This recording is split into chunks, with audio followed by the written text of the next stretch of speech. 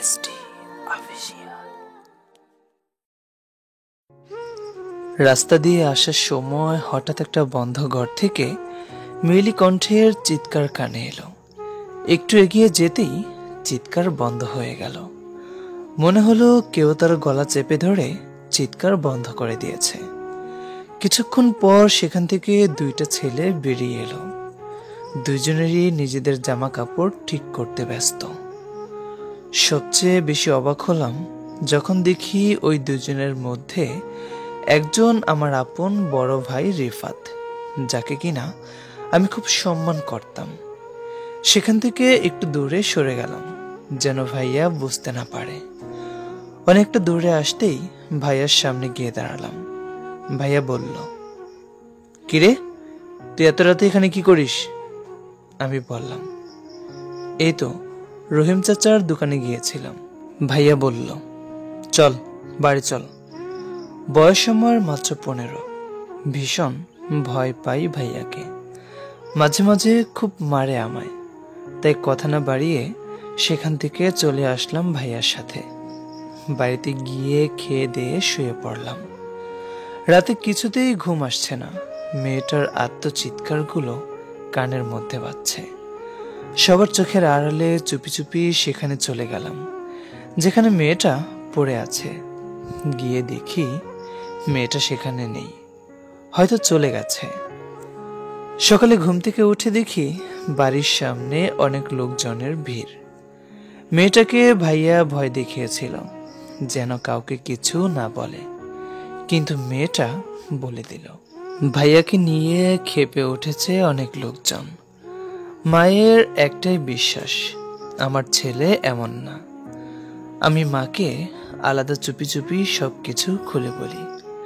মা কিছুক্ষণ চুপ করে থেকে বলে, এই কথা যদি তুই আর আমি ছাড়া অন্য কেউ জানে তাহলে তুই আমার মরামুখ দেখবি।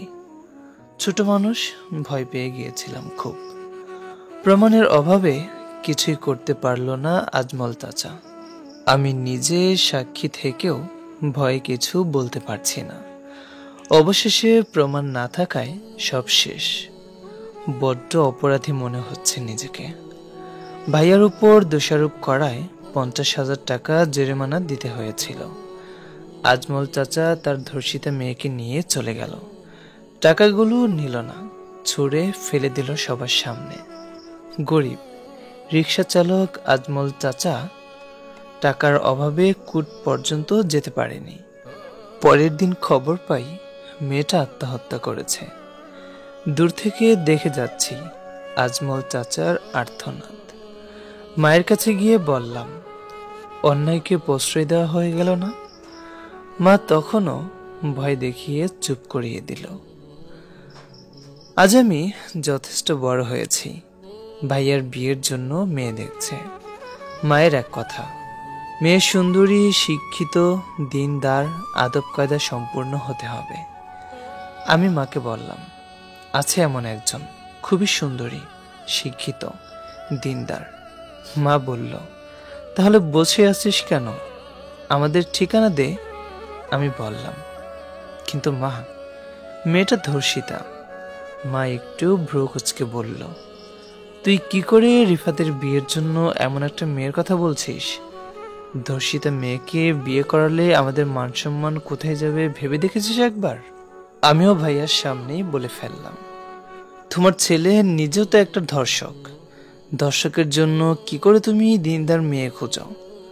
অবশেষে ভাইয়ার বিয়েটা হলো একটা ভদ্র ফ্যামিলির মেয়ের সাথে। এদিকে ভাইয়ার ছোট আমার বোনের জন্য বিভিন্ন জায়গা থেকে সন্ধান আসছে। রুমে শুয়ে শুয়ে ফোনটা ঘাটাঘাটি করছি। ওদিকে মা বিড়বিড় করে কার 14 গোষ্ঠী উদ্ধার করে ফেলছে। মায়ের পাশে গিয়ে বসলাম।